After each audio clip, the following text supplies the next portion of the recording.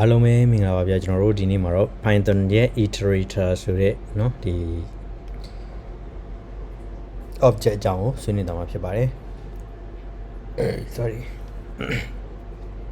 အဲ့တော့ Python ရဲ့ Iterator ဆိုတဲ့ object ပေါ့နော်အဲ့တော့အဲ့ဒီနေရာမှာပြောချင်တာ Iterator ဆိုတာဘာလဲဆိုတော့ဒီ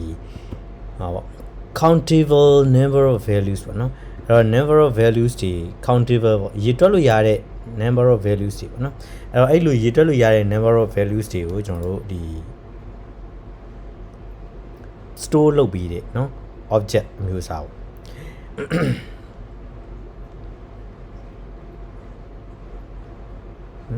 အဲ့တော့သူ့ကိုသုံးမယ်ဆိုရင်ကျွန်တော်တို့သူ့ကိုဒီတိုင်း iterator အနေနဲ့ definition ဖွင့်မယ်ဆိုရင်ဒီလိုဒီ function တွေကိုသုံးပြီးဖို့လို့ပေါ့နော် built-in function ဖြစ်တဲ့ iter function နဲ့ next function ကိုသုံးနိုင်တယ်ပေါ့နော်တကယ်လို့ရှိပြီးသားဟာတွေကိုသုံးမယ်ဆိုရင်လည်းသုံးလို့ရတယ်အဲ့တော့ဒီဘယ်လိုသုံးလို့ရလဲဆိုတော့ဒီ iter ကိုသုံးလို့ရတယ်။ရှိပြီးသားဟာတွေဆိုတာဘာလဲဆိုတော့ list တို့ tuple တို့ dictionary တို့ပေါ့နော်အဲ့တော့ set တို့နော်အစုပေါ့ဒါတွေအကုန်လုံးက iterable object တွေဖြစ်တယ်တနည်းအားဖြင့် iterator လုပ်လို့ရတယ်ပေါ့နော်အဲ့တော့သူ့ကို iter နဲ့တွဲပြီးသုံးလို့ရတယ်လို့ပြောတာပေါ့နော်အဲ့တော့ဥပမာဒီတိုင်းပြောရင်နားလည်မှာမဟုတ်ဘူးပေါ့နော်ဒီတော့ဒီဒါလေးကြည့်ကြည့်အောင်ကျွန်တော်တို့ my tuple ဆိုတဲ့ tuple တစ်ခုကိုပြောင်းကြည့်တာပေါ့နော်အဲ့တော့ဒီမှာ tuple မှာ apple banana cherry ဆိုတာရှိတယ်အဲ့တော့ my iterable ဆိုတာကိုဒီ my iterator ပေါ့နော် my it ပေါ့ဆိုပြီးတော့ပေးထားလိုက်တယ်အဲ့ကောင်ကဘာလုပ်မလဲဆိုတော့ iter function သုံးမယ်နော်ခွင်းစားခွင်းမိတ်လေးပါမယ်ဘယ်ကောင်ထည့်မှာလဲဆိုတော့အဲ့ထည့်တဲ့ my tuple ဆိုတဲ့ tuple ကြီးကိုထည့်ပေးလိုက်တယ်နော်ဒါဆိုရင် तू က iter ဖြစ်သွားတယ် my it ဒီကောင်ကိုပဲ iter ပြောင်းလိုက်တာဖြစ်သွားတယ်ပေါ့နော်ရှိပြီးသားကောင်က iterator ပြောင်းလိုက်တာဖြစ်သွားတယ်ဖြစ်သွားပြီးတော့သူ့ကိုသုံးတဲ့အခါ print နဲ့သုံးရတယ် next နဲ့သုံးမယ်ပေါ့နော် print next ဆိုပြီးတော့ဒီမှာဒီကောင်ထည့်လိုက်မယ်ဆိုရင် apple ထွက်လာမယ်နောက်တစ်ကြောင်းမထည့်ဘူးဆိုရင်နောက်ကဟာထပ်မထွက်တော့ဘူးနော်နောက်တစ်ကြောင်းထပ်ထည့်ရင် banana ထွက်မယ်နောက်တစ်ကြောင်းထပ်ထည့်ရင် cherry ထွက်မယ်ပေါ့နော်အဲ့နည်းနဲ့ဒီမှာရှိတဲ့လောက်ကိုထုတ်ပြပေးသွားလို့ရတယ်အဲ့တော့ဒီတိုင်းလေ apple banana cherry ပဲထွက်မှာပဲဒါပေမဲ့ तू ကတော့ဒီကြောင်းစီထွက်သွားပေးမှာပေါ့နော်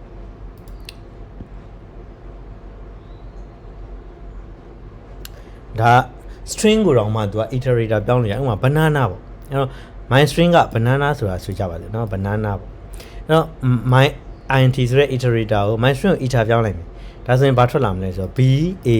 n a n e ဆိုပြီးတော့ banana ကိုတစ်ကြောင်းစီတစ်လုံးစီထွက်လာမှာပေါ့เนาะခွဲပြီးထုတ်သွားပါအောင်ဒါကိုဆိုလိုတာပေါ့เนาะနောက်တစ်ခုကဒီ iterator ကို loop ပတ်လို့ရတယ်ဥပမာဒါ arrow for loop ပေါ့เนาะဒီ my tuple ထဲမှာရှိတဲ့ဟာတွေကို print ထုတ်မယ်ဆိုကြပါเนาะအဲ့တော့အဲ့လို loop ပတ်လိုက်လို့ရတယ်ဒါဆို तू ကဘာထွက်လာမလဲ apple banana cherry ပဲထွက်လာမှာပဲဒီเนาะအတူတူပဲ apple banana cherry ပဲဘာမှတော့တိတ်ပြီးတော့မထူးဆန်းဘူးပေါ့เนาะအဲ့တော့ tuple ကို loop ပတ်တာပေါ့ iterate လုပ်တာဒါဆိုရင်ကျွန်တော်တို့အဲ့ဒါကို string ကို iterate လုပ်မယ်ဆိုရင်လည်းဒီလိုပဲပေါ့เนาะဒါဒီလို loop ပတ်လိုက်ရင်ရပြီခါဦးပေါ့เนาะအဲ့တော့ iterator ကို fan နီးမယ်ဆိုရင်တော့ तू ကเนาะဒီ method လေးသုံးပြီးတော့ fan နီးမှာပေါ့เนาะ iter နဲ့ next ကိုသုံးပေးရမှာဟုတ်ပြီနော်အဲ့တော့ဥပမာဒီတိုင်းပြောရင်နားမလည်မှာဆိုလို့ကျွန်တော်တို့ဒီမှာကြည့်အောင် my number ဆိုတဲ့ class တစ်ခုကိုဖွဲ့လိုက်တာပေါ့နော်အဲ့တော့ဖွဲ့လိုက်တဲ့အထက်မှာ class ထဲမှာ definition နှစ်ခုရှိမယ် iter နဲ့ next နဲ့ next ကဘာလုပ်မလဲဆိုတာကိုပြပေးတာပေါ့ iter ကဘယ်ရစမယ်ဆိုတာကိုပြပေးတာပေါ့နော်အဲ့တော့ iter မှာတော့ self.a ဆိုပြီးတော့သတ်မှတ်ပေးတာ equal to 1ပေါ့နော်ဟုတ်ပြီနော်အဲ့တော့ return self ပေါ့ဒါဆိုရင်1ထွက်လာမှာပေါ့နော်ဒါအောင်ပြောတာ next ကြတော့ तू ကဘာထွက်လာမလဲဆိုတော့တနည်းအားဖြင့်1ကနေစမယ်လို့ပြောတာပေါ့နော် next ကဘာထွက်လာမလဲဆိုတော့ဒီတိုင်းလေးပဲเนาะ self.a ပဲဒါပေမဲ့ तू ကဒီ plus equal 1လို့ရေးထားတဲ့အတွက် a plus 1ဆိုတဲ့သဘောပေါ့เนาะဒါဆိုတစ်ချိန်တိုင်းမှာ तू က1ထပ်တိုးသွားမယ်လို့ပြောတာပေါ့ဟုတ်ပြီเนาะအဲ့တော့1ပြီးရင်2လာမယ်2ပြီးရင်3လာမယ်အဲ့ဒါဘယ်အထိလာမလဲဆိုတော့ဒီမှာအောက်မှာ calling ရဲ့အထိတောက်လျှောက်လာမှာပေါ့နော်အဲ့လိုခေါ်ဖို့အတွက်ကိုဘာလုပ်ပေးထားမလဲဆိုတော့ my class ဆိုပြီးတော့ဒီ my number ဆိုတဲ့ class ကို my class ဆိုတဲ့ variable တွေကိုထည့်ပေးလိုက်တယ်နော်တခု variable ဖြစ်သွားပြီပေါ့နော်အဲ့တော့ my class ဆိုတာ variable ဖြစ်သွားပြီအဲ့ဒီ variable ကိုပဲ my iter ဆိုတဲ့ iterator တဲကိုနော်ဒီ my class ဆိုတဲ့ variable ကိုပြန်ထည့်ပေးလိုက်တယ်ဆိုတော့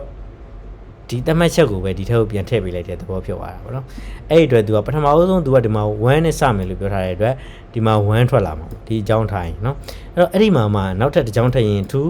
3 4 5တခုချင်းစီမှာတစ်ကြောင်းတိုးသွားတိုင်း तू က +1 ပေါင်းပေးသွားမှာပေါ့အဲ့တော့1 2 3 4 5ထွက်သွားမှာပေါ့နော်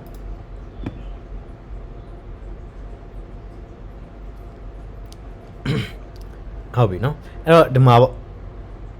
ခုနလိုပဲဖွင့်ထားတာပေါ့နော်1ကနေစမယ်ဆိုတာလေးသတ်မှတ်ပေးထားတယ်ဒါပေမဲ့ next ကို तू ကပြောင်းထားတယ်နော် if နဲ့ condition လေးတစ်ခုလုပ်ပေးထားတယ်အဲ့တော့ဒီ self.a ပေါ့နော်ဒီမှာကျွန်တော်တို့ကြည့်အောင် less than equal 20တဲ့20တဲ့ငယ်တယ်20လဲပိုင်နော်ဆိုတော့21ဆိုရင်တော့မရတော့အဲ့တော့20မှာရက်မယ်ဆိုတဲ့သဘော stop ဖြစ်သွားတယ်ပေါ့နော်အဲ့တော့ break point သတ်မှတ်ပေးထားတာပေါ့ဘယ်နေရာမှာရက်မယ်ဆိုတာပေါ့နော်သတ်မှတ်ပေးထားတာပေါ့ဟုတ်ပြီနော်ဒါဆိုရင်ကျွန်တော်တို့ဒီ self.a plus နော်ဒီ a plus equal 1နဲ့ပေါ့နော်သွားတဲ့အခါမှာသူကတစ်ချိန်မှာတစ်ကနေစပြီးတစ်ချိန်တစ်ခုစီတိုးသွားခြင်းအပြင်ဘယ်နေရာမှာရက်မလဲ20မှာရက်မယ်ဆိုတာကိုသတ်မှတ်ပေးပြီးသားဖြစ်တာပေါ့နော် rate stop iteration ပေါ့နော်အဲ့တော့သတ်မှတ်ပေးထားတာဖြစ်သွားတာပေါ့တကယ်လို့သူကဒီ condition နဲ့မကိုက်ညီတော့ဘူးဆိုဘာလုပ်မလဲ stop iteration ပေါ့နော်ဒီ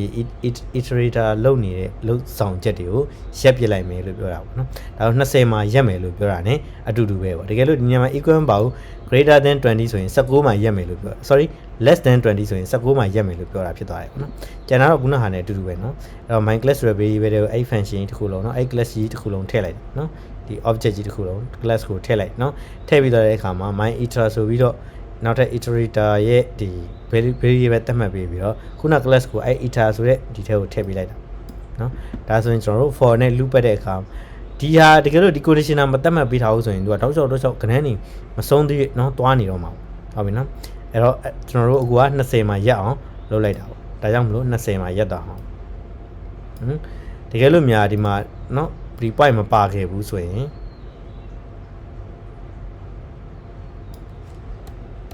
နော်သူကရက်မှာမဟုတ်တော့ဘူးပေါ့နော် if မပါတဲ့အတွက် else လည်းထည့်လို့မရတော့ဘူးနော်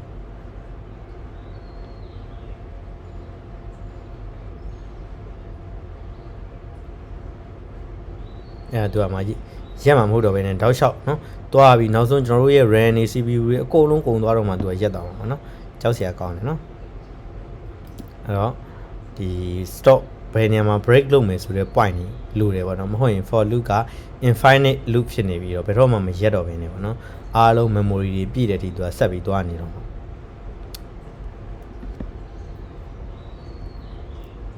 ဟုတ်ပါနော်ဒါတော့ Python နဲ့ပတ်သက်ပြီးတော့ iterator တွေဆွေးနေတာပေါ့နော်အဲ့တော့ကျွန်တော်တို့ဒီနောက်ပိုင်းလေးကတိတ်မြင်လေးပုံစံပဲသွားမှာပေါ့နော်အဲ့တော့အစာပိုင်းလို့တော့ကျွန်တော်တို့တေချာမသွားတော့ဘူးဘာလို့လဲဆိုတော့တချို့ဟာတွေကရေးပြချင်မလို့တော့ဘူးဖြစ်တဲ့တော့ပေါ့နော်အဲ့တော့တကယ် project တွေလုပ်တဲ့ခါကျတော့မှကျွန်တော်တို့အချိန်လေးပြန်ယူမယ်ဒီသင်ခန်းစာတော့ဒီလောက်ပဲအားလုံးပဲ thank you ပါကျွန်တော်တို့နောက်သင်ခန်းစာမှာဒီ Python scope ကိုဆက်ပြီးတော့ဆွေးနွေးတော့ပါမယ်